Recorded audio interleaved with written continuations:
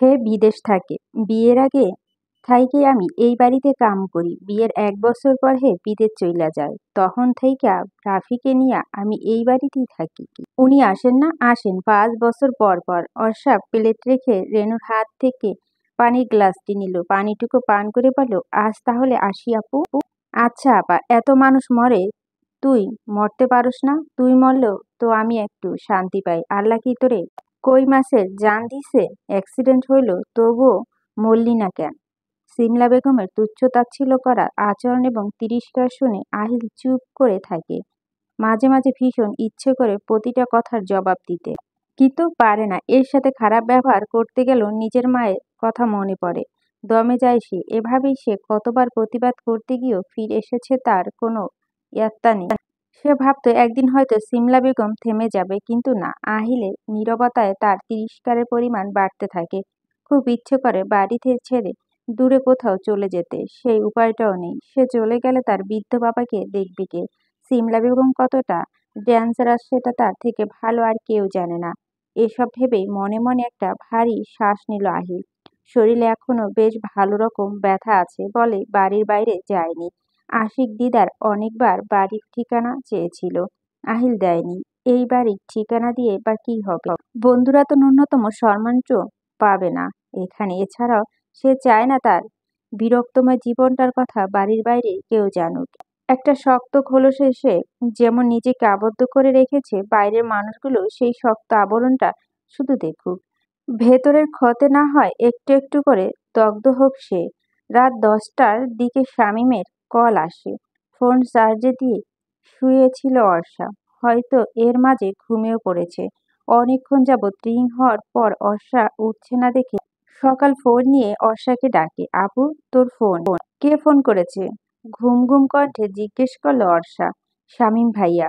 অর্ষা আবার ফোন হাতে নেয়, রিসিভ করে হ্যাঁ। আচ্ছা এসব বলে। ফোন রাখার পর সকাল জিজ্ঞেস করে, কি বলল?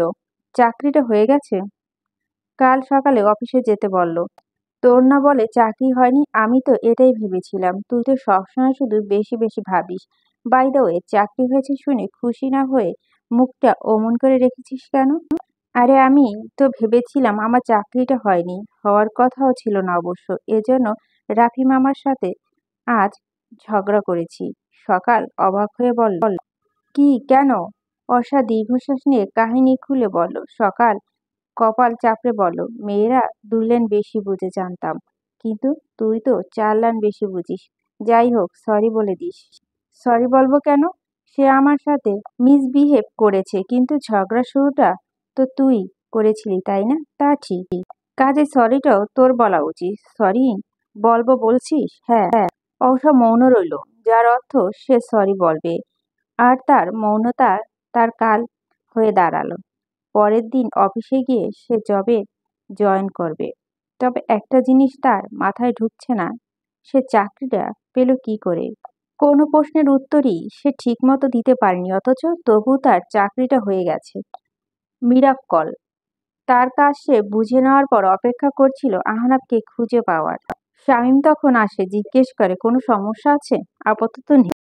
শামীম হেসে ফেলে, হেসে বলে, আচ্ছা তোমার সমস্যা হলে আমাকে জানাইও, ফোন দিও, ঠিক আছে? অর্ষার কাজ রিপোর্ট করা। সে কম্পিউটার ঘেঁটে আগে রিপোর্টগুলো দেখতে থাকে। আপনি কি এখানে নতুন? অর্ষা পিছু ফিরে একটা ছেলেকে দাঁড়িয়ে থাকতে দেখে সে মাথা নাড়িয়ে বলে, জি, আমি আপনার সিনিয়র স্যার। আমার নাম মিজান। কোনো রকম সমস্যা হলে আমায় জানাবেন। জি স্যার। আপনার নাম কি? অর্ষা। আচ্ছা কাজ করুন।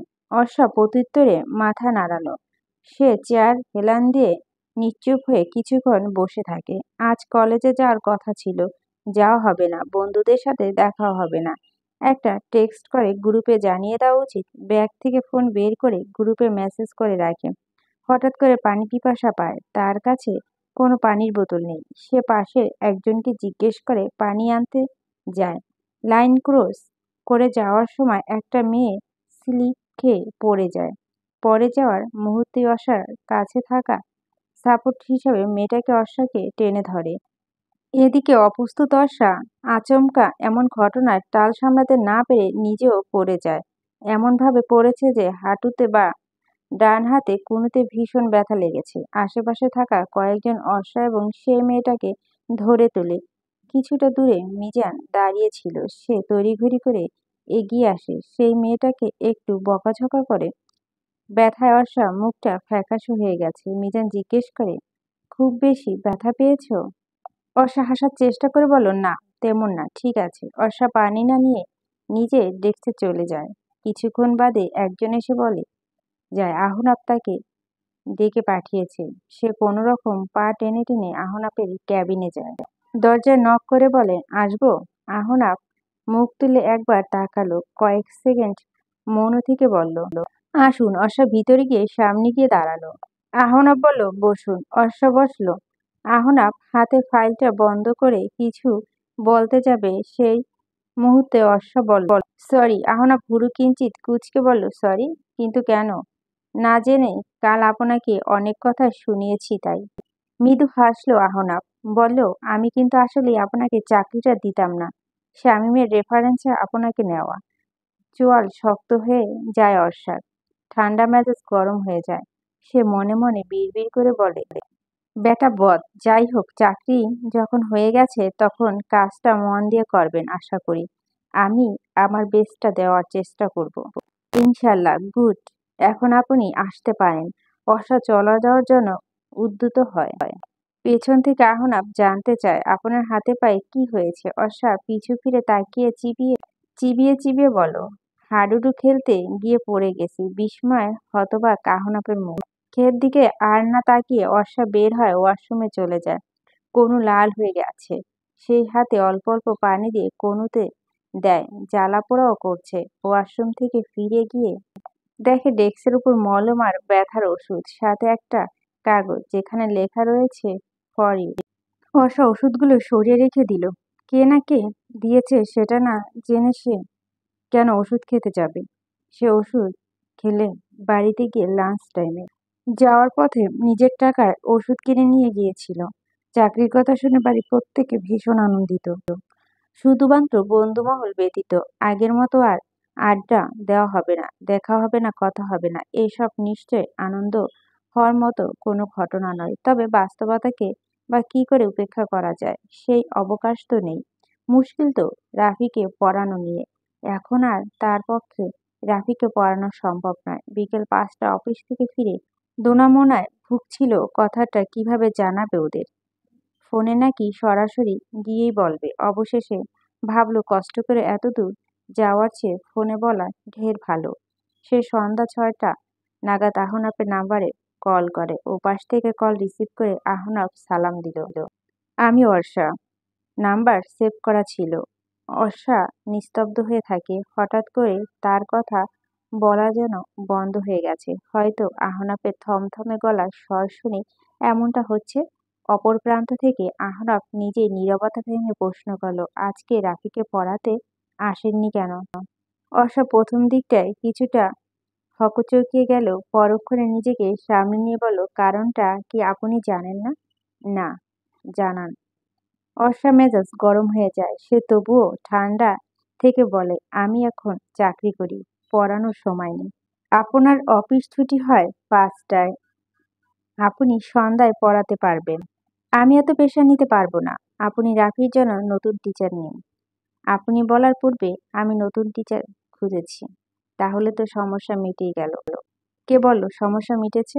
নতুন টিচার পেয়ে গেলে সমস্যা আর রইল কিভাবে? রাফি নতুন কোনো টিচারের কাছে পড়বে না, সে আপনার কাছেই পড়বে। কেন? অবাক হয়ে জানতে চায় অর্ষা। এত অবাক হওয়ার কি আছে? এত টিচার বদলালে বাচ্চাদের তো আর পড়া হয় না, স্বাভাবিক একটা বিষয়। আপনি ওকে বুঝিয়ে বললেই হবে। দেখুন, বোঝানো সম্ভব হলে এতক্ষণ আপনাকে এত কথা বলতাম না। আপনি শিক্ষিত মানুষ, আশা করি অল্প কথাতেই বুঝবেন। এবং শিক্ষিত মানুষের চিন্তা ভাবনাও সর্বদা অন্যরকম হয়। আমি এটাও আশা করব কথাগুলো আপনি ভেবে দেখবেন। অর্ষা কয়েক সেকেন্ড মেরে বসে থেকে বলল, ঠিক আছে, আমি ভেবে জানাবো। আহনাব আর কিছু না বলে কল কেটে দেয়। এই বিষয়গুলো অর্ষার মেজাজ তুঙ্গে তুলে দেয়। মুখের ওপর ফোন রেখে দেওয়াটা কোন ধরনের ভদ্রতা? সকাল আয়নার সামনে দাঁড়িয়ে চুল আঁচড়াচ্ছিল সে। অসার থমথমে রাঙা মুখটির দিকে কয়েক পলক তাকিয়ে থেকে প্রশ্ন করল, কি হয়েছে? অসা রাগান্বিত স্বরে বলে, হয়েছে আমার মাথা। যাও। আমি আবার কি করলাম? আমি ওপর কেন চটে যাচ্ছি? বেশি কথা বলবি না সকাল। তুই যা, নিজের কাজ কর আর আমাকে ঘুমাতে দে। সকালে অফিস আছে আমার। অর্ষা পাশে ফিরে শুয়ে পড়ে। সকাল ভেংচি কেটে বলল, ইস, আসছে আমার অফিসওয়ালি। কথাটা শুনতে পেয়ে অর্ষা একটা বালি ছুঁড়ে মারে সকালের দিকে।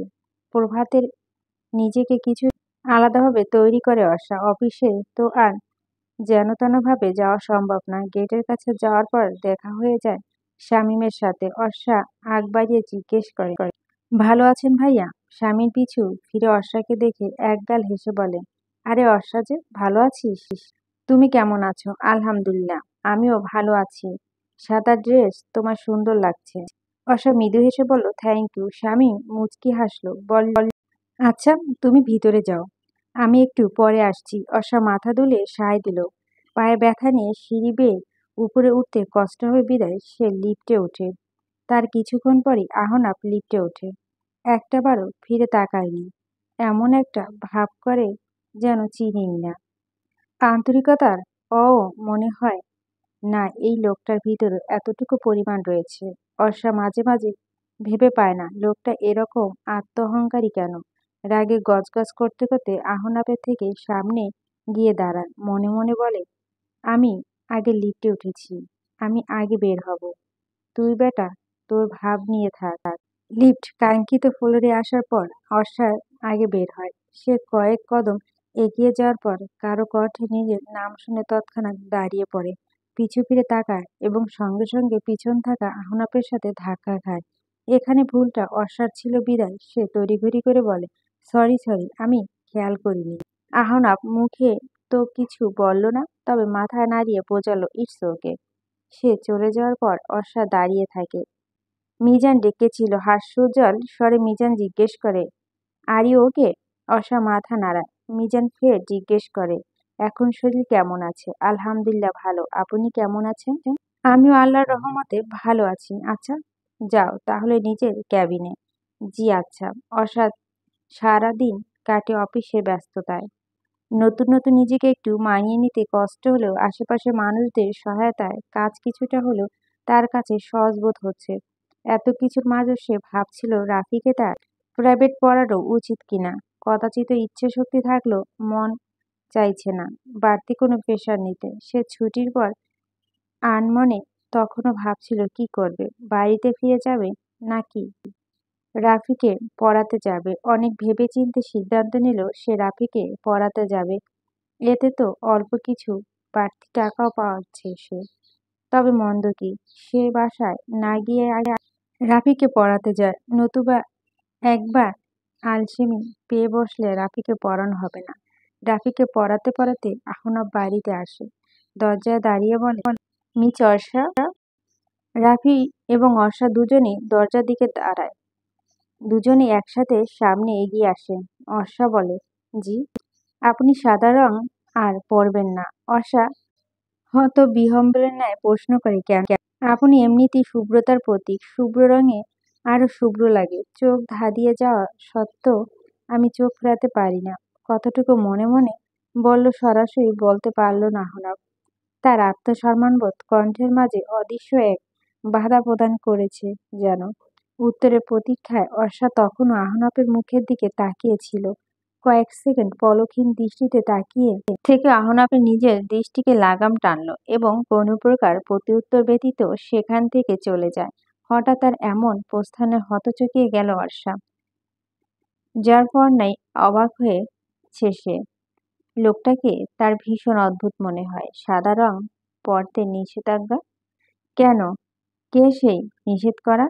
তার ভাগিনাকে না হয় প্রাইভেট পড়াই, তার মানে তো এই নয় যে তার কেনা আমি। তবে আমার প্রতি এত নিষেধাজ্ঞা জারি করার হেতু কি? মনে মনে নানা রকম প্রশ্নের ভাণ্ডার মেলে বসলেও ওর একটিও উত্তর অর্ষার কাছে নেই।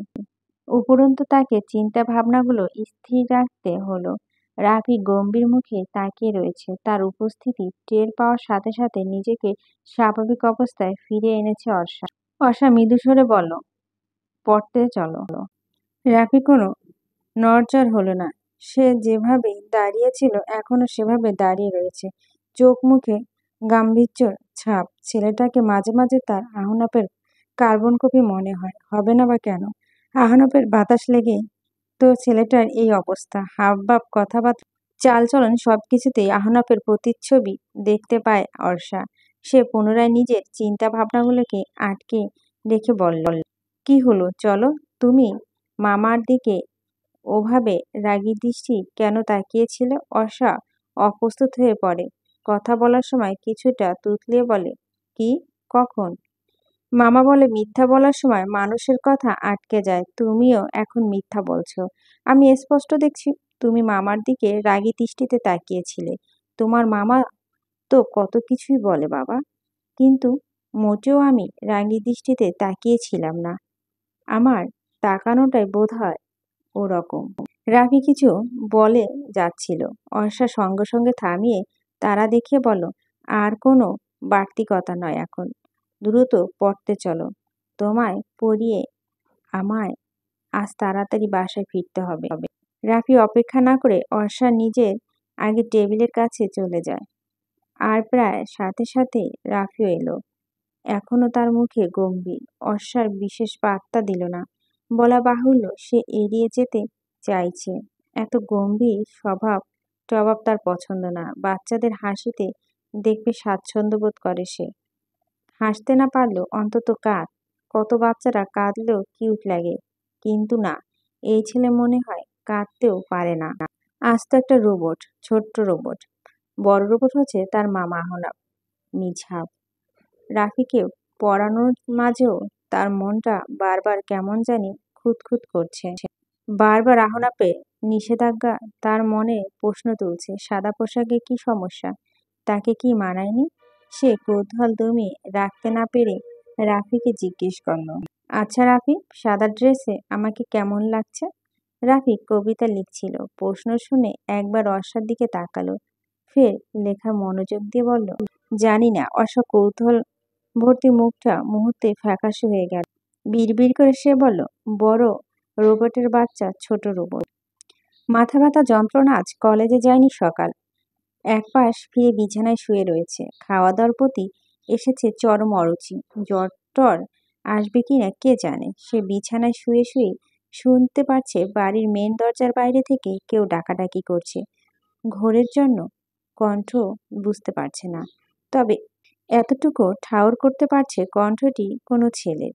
রুহুল ভাইয়া এসেছে কি? ভাইয়া তো বাড়িতে ফেরে না অনেকদিন হলো। কোনো যোগাযোগও রাখেনি এতদিন। কতবার সবাই ফোন করে খোঁজ খবর নেওয়ার চেষ্টা করছে, কিন্তু বরাবরই সকলকে ব্যর্থ হতে হয়েছে।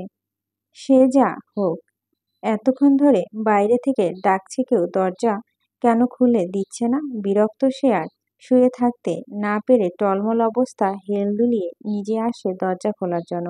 দরজা খুলে সে রুহুলকে দেখতে পায় না। ঘোলাটে দৃষ্টিতে অন্য এক অপরিচিত যুবককে দেখে তার ভুরু কিঞ্চিত কুঁচকে যায়।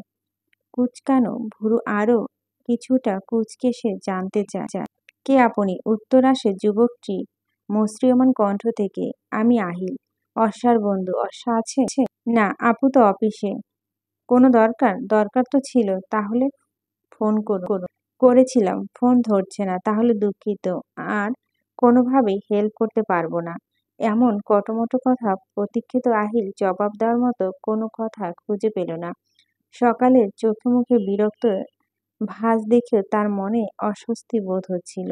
মূলত সে এসেছিল অর্ষার সাথে জবের বিষয়ে কথা বলতে। এমন করুণ পরিস্থিতিতে তার নিজেও একটা জব ভীষণ প্রয়োজন। সে সকালকে আর বিরক্ত না করে বলল, ঠিক আছে, আমি আসছি এখন। সকালের উত্তরে অপেক্ষা না করে আহিল সেখান থেকে প্রস্থান করে।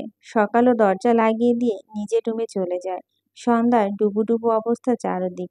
আবছা অন্ধকারে আকাশ মেঘে তলিয়ে আছে। এই বুঝি বৃষ্টি শুরু হবে হবে ভাব, অথচ অফিসের ভিতর থেকে এক বিন্দু পরিমাণ বাইরের অবস্থা বোঝা যায় না। আজ ৫টার বদলে ৬টায় ছুটি হয়েছে বলেই সন্ধ্যা নেমে পড়েছে। সন্ধ্যা তো আর সময় আটকে বসে থাকে না। অর্ষা অফিসের বাইরে এসে ব্যাগ থেকে ফোন বের করে। কাজের জন্য ফোন হাতে নেওয়া হয়নি। ভুলবশত সে ফোনটাও সাইলেন্ট করে রেখেছিল। আহিল বেশ কয়েকবার তাকে ফোন করেছে দেখে কিছুটা অবাক হচ্ছে সে। রাস্তার পাশে দিয়ে হাঁটতে হাঁটতে আহিলকে কল ব্যাক করে অর্ষা। এমনিতেও আজ গাড়িটারি পাওয়ার ভাগ্যের ব্যাপার। হাঁটা ছাড়া গতি নেই। সামনে থেকে যদি কোনো রিকশা বা সিএনজি পেয়ে যায় তাহলে সেটাতেই বোনাসই ধরা শ্রেয়। এজন্য শুধু শুধু দাঁড়িয়ে থেকে সময় নষ্ট করতে চায় না সে। ওপাশ থেকে আহিল ফোন রিসিভ করলো। প্রথমে স্বাভাবিক বাক্য আদান প্রদান করার পর অর্ষা কৈফিয়ত দেওয়া ভঙ্গিতে বলল, আসলে কাজের জন্য ব্যস্ত ছিলাম। ফোন দিয়েছিলি খেয়াল করিনি। ফোনও সাইলেন্ট করা ছিল। আহিল অর্ষাকে আশ্বস্ত করে বলল, সমস্যা নেই, আমি বুঝতে পেরেছিলাম তুই এখন কোথায়। অফিস থেকে বের হলাম, টিউশনিতে যাব। অফিস করে আবার টিউশন করছিস? হুম, ওই একটা বাচ্চাকে পড়াই। তুই কি হাঁটতেছিস কেন বলতো? নিঃশ্বাসে গতি দ্রুত চলছে তার। শোন, রাস্তা দিয়ে হাঁটতে হাঁটতে কথা বলার প্রয়োজন নেই। টিউশনি শেষ করে বাসায় গিয়ে একটা নক করিস। সমস্যা নেই তো? তুই বল না কি বলবি? সমস্যা আছে, দুর্ঘটনা কখনো বলে কই আসে না। আমি ফোন রাখছি, সাবধানে যাবি। অর্ষা আর জেদ না ধরে বলল, ঠিক আছে। অর্ষা ফোন রাখার পর খেয়াল করলো গুড়ি গুড়ি বৃষ্টি পড়ছে। একটা গাড়িও এসে দাঁড়িয়েছে তার পাশে। গাড়ির জানালার কাজ থেমে যেতেই আহনাফের মুখটি দৃশ্যমান হলো। সে শীতল দৃষ্টি অর্ষার পানে তাকিয়ে রয়েছে। গাড়ির দরজাটা হালকা মেলে দিয়ে মুষ্টিমেয় স্বরে আহনাফ বলল, উঠে আসুন। অর্ষা হাবাতের মতো একটা প্রশ্ন করে বসল, কোথায়? আহনাফের ঠোঁটের কোণে তখন এক চিলতে মৃদু হাসির ঝিলিক দিয়ে উঠল যেন। সে হাসিটা না নিভিয়ে বলল, কোলে নিশ্চয় নয়, গাড়িতে উঠুন। অর্ষা ভ্যাকাচাকা খায়, অস্বস্তি লাগতে শুরু করে। সে সাথে কিছুটা বোধহয় মুগ্ধতাও রেশ লাগছে। কিছুটা নয়, অনেকটাই মুগ্ধ। মাঝে সে আকন্দ বুঁদ হয়ে রয়েছে, বিলীন হয়ে গেছে হঠাৎ ওঠা তপ্ত রোদে তেজি উত্তাপের বদলে মিষ্টি উত্তাপ পেয়ে। মানুষটা হাসলে তাকে এতটা সুন্দর আবেদনময়ী লাগে। অর্ষা অবিশ্বাস্য ঘোরের মাঝে বলে উঠে, সুন্দর কি? ভুরু উঁচু করে জানতে চায় আহনাফ। অর্ষা পর মুহূর্তে নিজেকে সামলে নিয়ে কথা ঘুরিয়ে বলল, ওয়েদার। আজকের ওয়েদারটা সুন্দর। ভাবলাম হেঁটেই যাই। মাঝপথে বৃষ্টিতে পেয়ে বসছে। তখন আর ঠান্ডা না লাগিয়ে সে যাবে না। এই সময় অসুস্থ হওয়াটা কি ঠিক হবে? তাও ঠিক। উঠে আসুন অবশ্যই গাড়িতে। কথাটা বলে ফের মুচকি হাসি প্রদান করল আহনাফ। এই ছেলে সমস্যা কি? আজ কি সে তার হাসিতে ফাঁসাবে বলে প্রতিজ্ঞাবদ্ধ হয়ে আছে নাকি? বিনা বাক্য ব্যয়ে অর্ষা উঠে বসল। গাড়ির দরজা লাগানোর পরপর জানালার কাচ খুলে দিল আহনাফ। অস্বস্তির ঘাট হয়ে বসে থাকা অর্ষার চোখের মতো আর চোখে আহনাফকে দেখছে। দুজনের মাঝখানে দূরত্ব রয়েছে বেশ। আহনাফ তার ফোন নিয়ে ব্যস্ত, কিন্তু অর্ষা তো কোনোভাবে নিজের মনকে চোখকে আটকে রাখতে পারছে না, ব্যস্ত রাখতে পারছে না। তার বুকে দামামা চলছে, অচেনা অদৃশ্য দামামা। বুকের কাঁপন ধরে। এমন কেন হচ্ছে আজ হঠাৎ? শুধুমাত্র এক হাসিতেই তুই কুপোকাত হয়ে গেলি অর্ষা? ছি ছি, কেউ জানলে মান সম্মান আর রইবে না। এসব তোকে মানায় না। না, এমন হাজারো শব্দের বাণী দ্বারা সে নিজেকে আবদ্ধ রাখার আপ্রাণ প্রচেষ্টা চালিয়ে যাচ্ছে। মিথ্যে ব্যস্ততার বাহানা ধরে সে নিজেও ফোন নিয়ে বসে থাকে। অযথা হাতের আঙ্গুল দ্বারা ফোনের স্ক্রিনে নিউজফিড স্ক্রল করছে। ধ্যান জ্ঞান তো রয়েছে সব অন্য স্থানে। বলতে অসুবিধা নেই। কেমন যেন অন্যরকম ভালো লাগা খুশির ঢেউ তুলছে প্রতিটা রন্ধে রন্ধে। মানুষটিকে আজ ভালো লাগছে, প্রয়োজনের চেয়ে অনেক অনেক বেশিও। গাড়ি যখন আহনাফের বাড়িতে পৌঁছে যায় তখন অর্ষা ঘোরের মাঝে প্রতিহতমান। ধরিত্রীতে সে আছে কিনা সন্দেহ। সামান্য গলা খাকিয়ে দেয় আহনাফ। অর্ষার দৃষ্টি আকর্ষণের প্রচেষ্টা, তবু তো অর্ষার সম্বিত ফিরল না। সে তো তখনও জানালার কাচ ভেদ করে তাকিয়ে রয়েছে বাইরে। বৃষ্টিধারা যে এতটাই মনোযোগ দিয়ে দেখছে না সেটা 100% গ্যারান্টি দিয়ে বলা যায়। তাহলে এত মনোযোগ দিয়ে দেখছেটা কি? দেখছে না, ভাবছে সে স্বপ্নের রাজকুমারকে নিয়ে। শুনছেন, নামবেন না? আচমকা ভয়ে কম্পিত হয়ে ওঠে অর্ষা। থুথু দেয়। বুকে থুথু দিলে সত্যি ভয় কেটে যায় নাকি এটা মনের প্রচলিত একটা ভুল ধারণা? তা বোধ করি অর্ষার মতো অনেকেই উত্তরটি অজানা। ঘোরে আবদ্ধ হয়ে আটকে থাকা হতচকিত অর্ষার একবার লজ্জায় রাঙা হয়ে উঠল। মৃদু হাসার চেষ্টা করে বলল, নামছি। রাশেদ একটা ছাতা নিয়ে মাথা ধরে অন্য ছাতা হাতে দিয়ে দাঁড়িয়ে আছে। আহনাফ গাড়ি থেকে নামার পর ছাতাটি সে আহনাফের হাতে তুলে দিল। আহনাফ ছাতা নিয়ে অপেক্ষারত প্রিয়জনের মতো ঠায় দাঁড়িয়ে রইল অর্ষার জন্য। দুজনে একই ছাতার নিচে, অল্প কিছু পথ মাত্র, একসাথে, এতটাই কাছাকাছি, পাশাপাশি চলা, তবু মনে হচ্ছে সময়টা অনন্তকাল। এখানেই যদি থমকে যেত। কলিং বেল বেজে ধরে রাশেদ।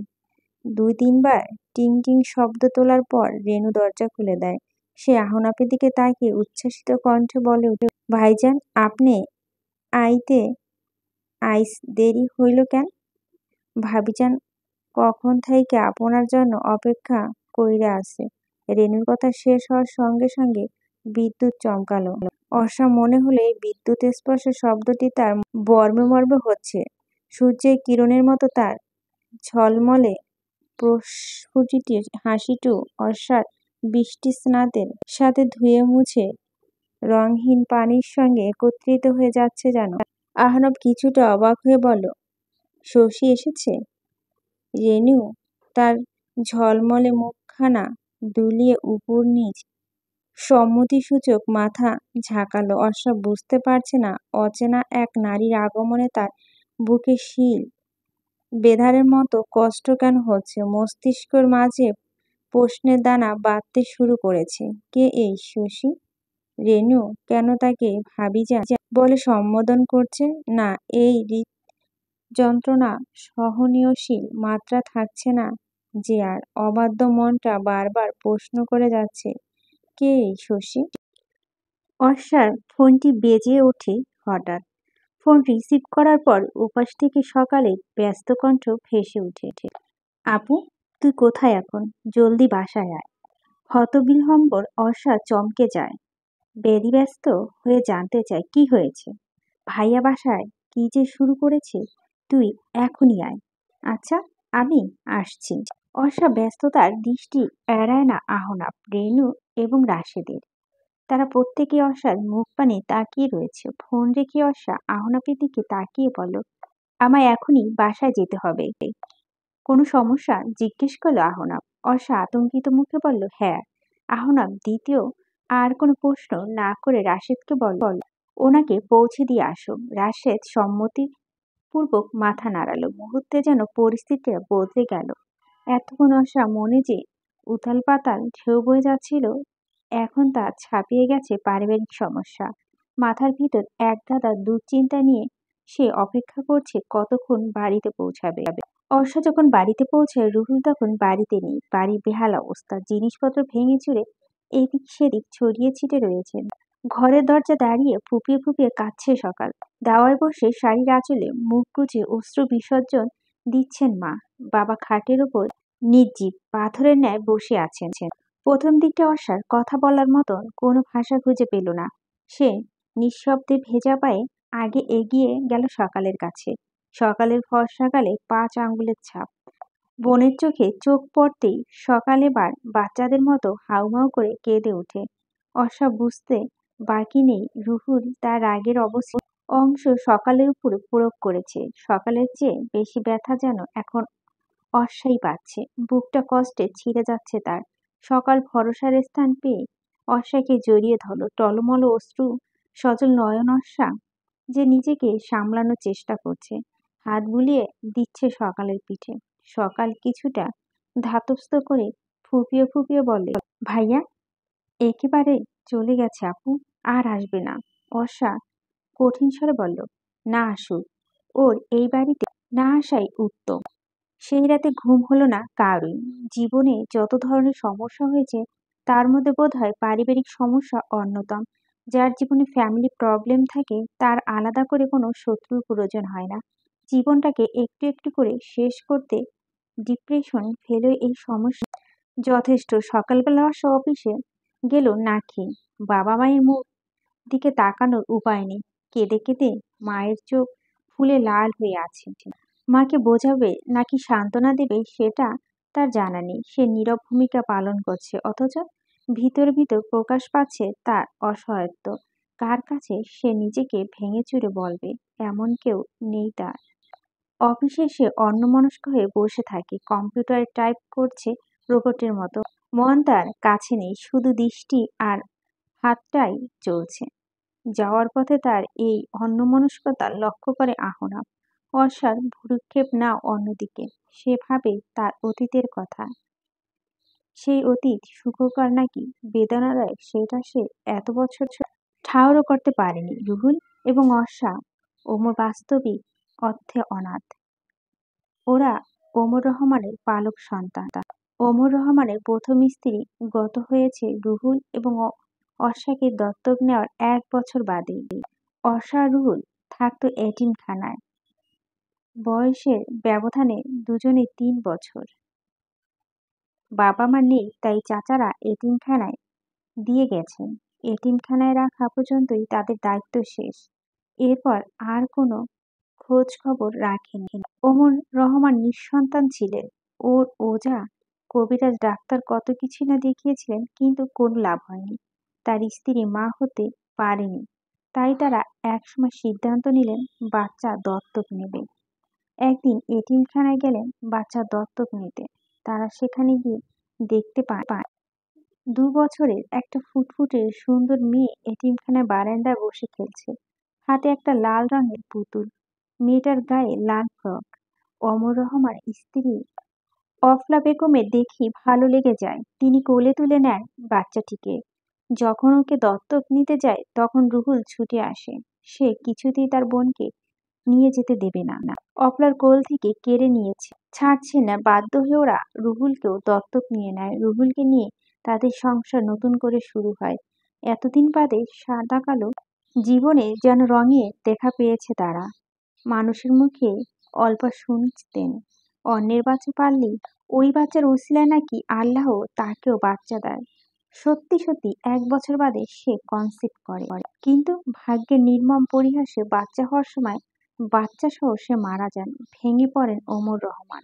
আত্মীয় স্বজনরা সবাই রুহুল আর অর্ষাকে এবার এতিমখানায় ফিরিয়ে দিয়ে আসতে বলে, নতুন করে বিয়ে করতে বলে।